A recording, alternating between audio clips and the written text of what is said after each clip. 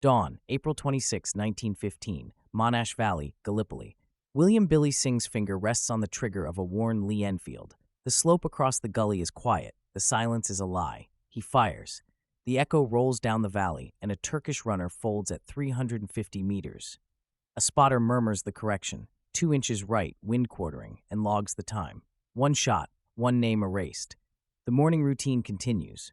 Weeks later, floating on periscope glass above shallow trenches, Anzac infantry attach mirrors to sticks because a single exposed forehead draws a bullet in under a second. Men who thought rifles were background noise now measure their days by a crosshair that may or may not be aimed at them. The battlefield has modern artillery, gas, machine guns, but the rule of daylight becomes simpler. Show yourself, and someone you cannot see will end you. The riflemen in the shadows will set the rhythm of entire sectors. By summer 1914, Europe had plans for armies, not for eyes. Staff tables spoke about divisions, not about a man who can hold his breath and wait. The opening months teach hard lessons. German infantry push forward with hunters embedded, Scharfschützen trained in stalking game, now stalking human silhouettes in field gray. They bring civilian optics, glass with 3 times and 4 times magnification, mounted on rifles with meticulous bedding. British regulars, fine shots by tradition, enter trench warfare without purpose-built sniping doctrine. French line units trust the massive fire. Russians, battered and vast, rely on volume and courage more than single shots. A rifle with a scope is an oddity, a gentleman's toy, a sideshow to the big guns. Trenches collapse the argument. When the front settles from the North Sea to the Swiss border, war shrinks to apertures. Loopholes cut into parapets, viewing slits in steel plates, thumb-wide cracks in shattered barns. Machine guns sweep lanes, artillery destroys grids. But only the sniper can reach through a keyhole and turn a key. By January 1915, patterns emerge. A unit's daylight casualty map looks like a series of thin lines, a man going for water, a corporal checking wire, a runner crossing a traverse. The shell fire is random. The bullet is appointment-based. Companies begin to learn the names of enemy guns by sound. They give nicknames to the unseen shooters, curse them, react to them. The war of schedules becomes the war of seconds. When you stand, how long you look, which trench board squeaks under your boot. At Gallipoli, improvisation becomes survival. The Turkish army learns quickly. Their marksmen sight periscopes, pick off officers by insignia, study the habits of men in the scrub. Lance Corporal William Beach invents a periscope rifle, a Lee Enfield connected to a mirror system with a crude cable trigger, so a man can aim without showing his head. It looks absurd. It saves lives because the bullet only needs to pierce wood, not bone. In the hours after daylight, men count holes in the boards shielding their loopholes, trace the lines of fire backward in the mind, and begin to understand that someone across the slope is playing chess with their routines. On the Western Front, the British Army's first real answer is not a better rifle, but a system. In 1916, Hesketh Prickard, a former big-game hunter turned officer, organizes the first Army school of sniping, observation, and scouting. He is not the only one building this craft, but he writes down its logic and spreads it. The school's premise is blunt. You cannot fight what you cannot find. He teaches geometry of sightlines, the physics of mirage, the wind's push at 200, 400, 600 yards. He standardizes loophole plates, heavy steel with shuttered slits, to make an enemy guess instead of guarantee. He drills camouflage as discipline, not art. He demands observers paired with shooters, the spotter reading wind and trace, the rifleman thinking in increments of 1/4 inch at the target. By autumn 1916, the British Army equips thousands of telescopic-sighted rifles, SMLEs with Aldous tubes, pattern 1914 Enfields with high mounts. Canadian battalions bring their own early experiments, the Warner and Swayze scope awkward on a Ross rifle that shoots straight but clogs with mud. Australians refine stalking, New Zealanders take pride in patience. Scots in the rugged mining sectors treat the game like a night shift underground. On the other side, German sniper nests evolve from casual shelters to engineered bunkers, timbered cubbies backed by steel, fronted by sacrificial boards, with loopholes no wider than a folded envelope. Austro-Hungarian units carve caves into limestone cliffs along the Isonzo, where a single muzzle flash can be a death sentence to a patrol a kilometer away. The numbers reshape behavior. A good team will not fire 30 shots a day. They may fire 4. Each is meant to count. A sentry's head above the parapet, a listening post changing out, a sapper lifting wire at dusk, a machine gun number 1 leaning too long into his feed tray. The measure of success is not ammunition expenditure, but silence imposed. Fewer enemy heads, fewer daytime movements, fewer working parties exposed. The measure of failure is an answered bullet, the enemy's trace cutting the same hole you used last time. Men like Francis Pegamagabau, a Canadian Ojibwe soldier who spends much of his time as a scout and sniper, turn quiet observation into a profession. He moves at night, sets by habit, counts footfalls, logs wind patterns, notes the way a certain farmhouse's chimney smoke leans at noon on calm days. He is part of a broader, sober truth. Combat effectiveness comes from information and control of risk, not bravado.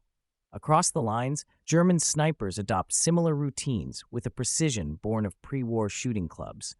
Their targets are the same: eyes, hands, radios, messages, saws cutting timber in daylight. The effect on no man's land is total. What used to be an empty strip of mud becomes a behavioral boundary enforced at gunpoint. Wire-cutting teams operate at night because the sun is a death sentence. Rations delivered to forward posts arrive late, slotted under duckboards instead of passed by hand above them.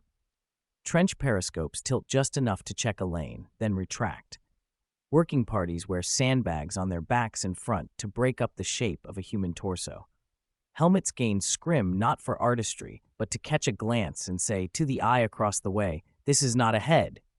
By May 1916, every army learns deception as a language. Dummy heads, carved and painted, rise above a trench to draw fire and reveal a muzzle flash.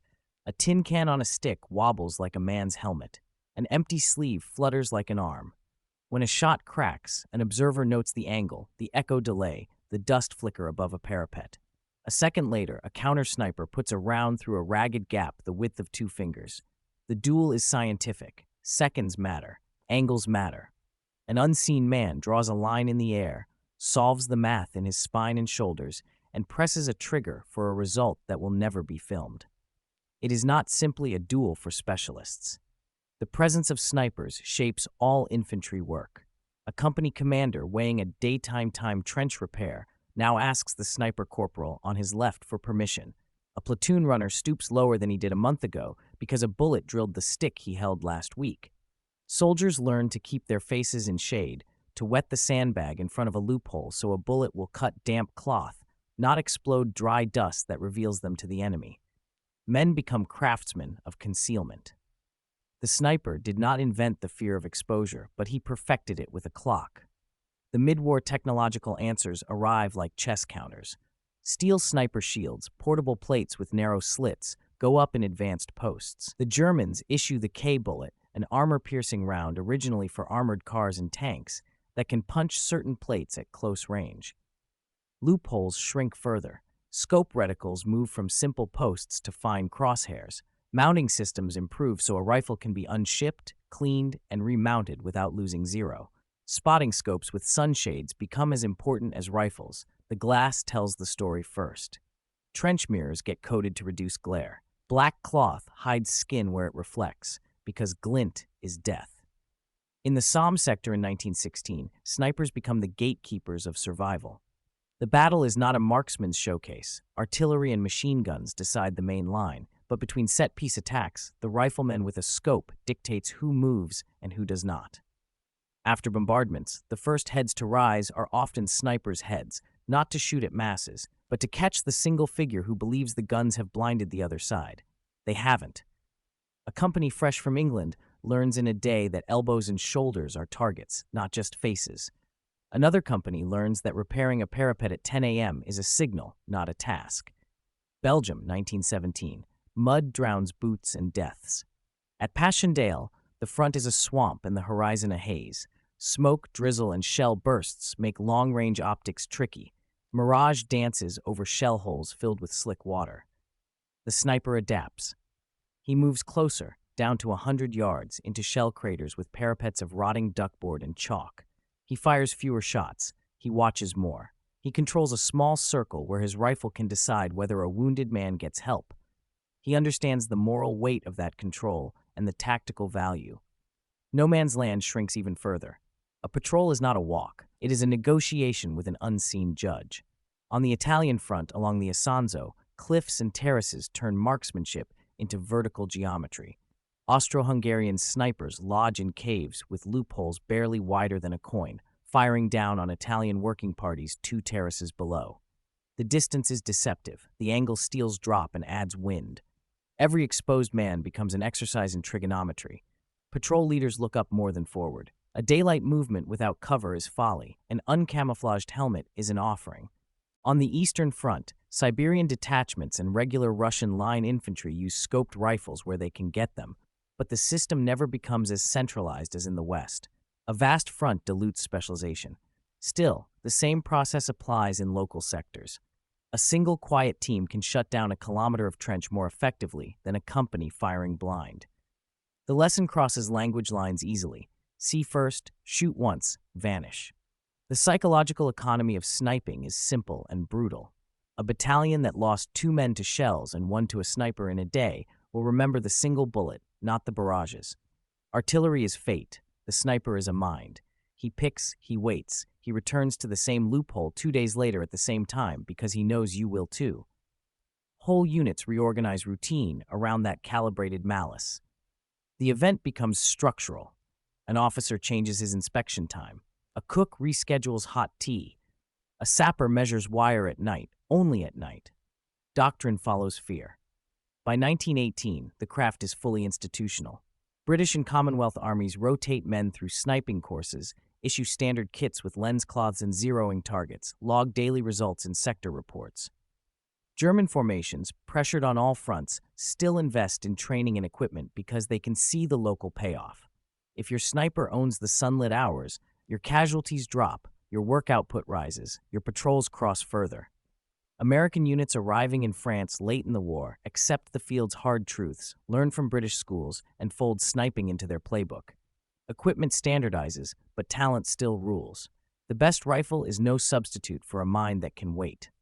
If the early war treated sniping as an eccentricity, the late war treats it as a keystone. That reframe is the reveal.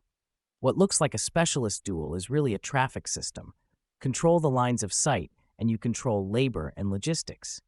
Control labor and logistics, and you control readiness. Control readiness, and you control when and where to fight. The sniper becomes the enforcer of daylight economy. He is not a duelist perched apart from the war. He is the clerk of its hours. Consider one small chain. A sector commander wants more wire laid in front of his right company to guard against a night raid. Wire needs daylight observation to see alignment and gaps. If enemy snipers own the day, your men cannot step over the parapet to lay pickets. You push the job to night. The wire is crooked, the gaps are wrong, the trip flares poorly placed. 2 nights later, a patrol finds the gap. A raid follows. Prisoners are taken. The enemy learns your order of battle. Artillery registers a battery you were hiding. A week after that, a planned push is canceled because surprise is gone. Trace the line back. It began with a loophole and a man who could hold his breath, or take rations. If daylight carry parties can move along a trench without being forced to crawl and halt, food arrives hot, and men go into the night with calories in them. If not, meals are cold, fatigue compounds, sickness rises, work slows. By the end of a month, a sector that took 1 extra casualty a day to sniping is 30 men down in effect, killed, wounded, or too sick to do full shifts. Numbers measured in single shots become tonnage of output lost. The dominance of no man's land does not mean the sniper decides the war in grand terms. Artillery and logistics, industry and strategy still write the armistice. But within each mile, the man with a scope decides what is possible in sunlight.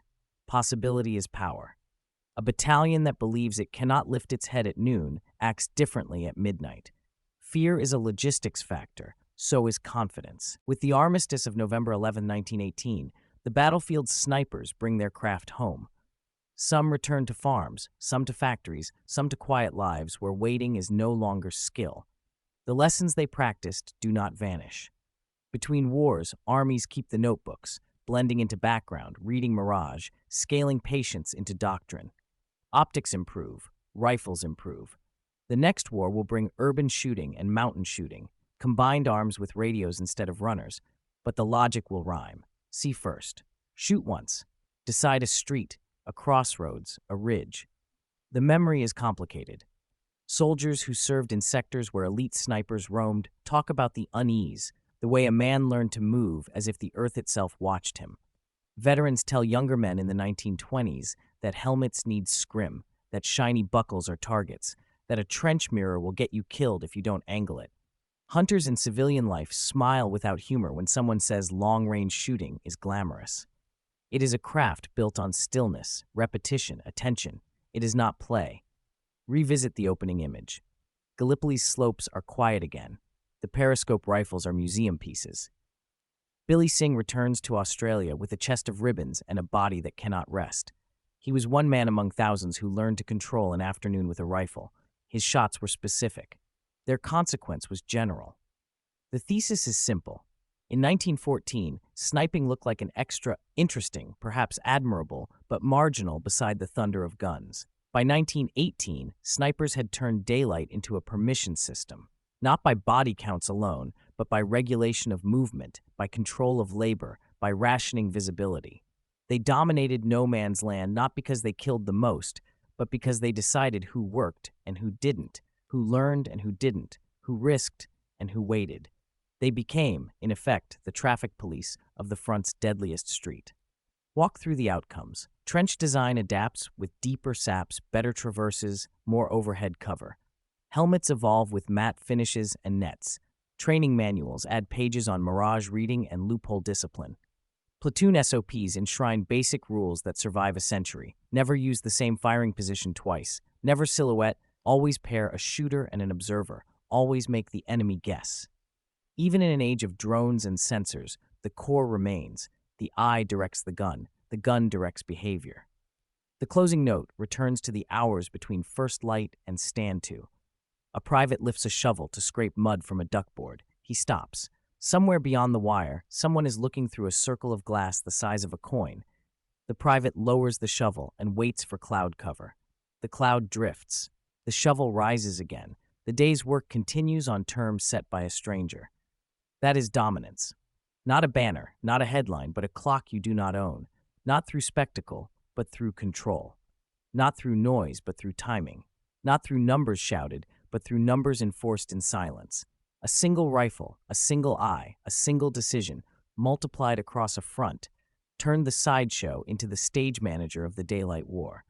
And when the war ended, the craft remained, a quiet profession that decides what is possible, minute by measured minute, in the most dangerous place between two lines.